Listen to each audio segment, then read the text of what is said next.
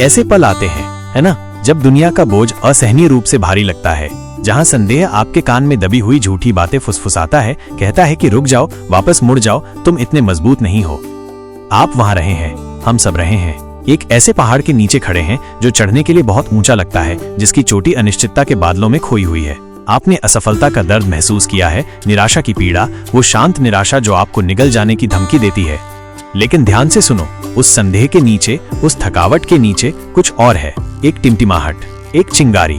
ये आपकी लचीलापन की राख है, आपकी सच्ची पहचान का अटूट सार। ये हर उस चुनौती की याद है जिसे आपने पहले ही पार कर लिया है, हर उस बाधा की जिसे आपने पहले ही तोड़ दिया है।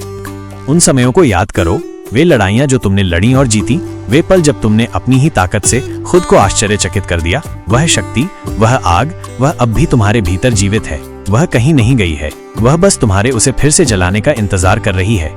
ये यात्रा आसान नहीं होगी, ठोकरें लगेंगी, असफलताएं मिलेंगी, लेकिन ये कमजोरी के संकेत नहीं है। ये इस बात का प्रमाण है कि आप अपनी सीमाओं को आगे बढ़ा रहे हैं, अपनी कंफर्ट जोन से बाहर निकलने की हिम्मत कर रहे हैं। ये वे सबक हैं जो आपको आकार देंगे, जो आपको और भी मजबूत बनाएंगे।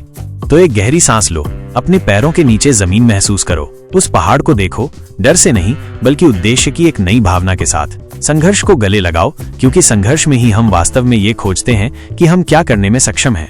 आप अपनी असफलताओं से परिभाषित नहीं होते हैं, आप फिर से उठने के अपने साहस से परिभाषित होते हैं। आप अपनी अटूट भावना से परिभाषित होते हैं। आप जितना सोचते हैं उससे कहीं ज्यादा मजबूत हैं, जितना मानते हैं उससे कहीं ज्यादा सक्षम हैं, और आप उन सपनों के बिल्कुल निस्संदेह योग्य हैं जो आपके दिल में जलते हैं। चलते रहो, विश्वास करते रहो, तुम्हारा पल आ रहा है,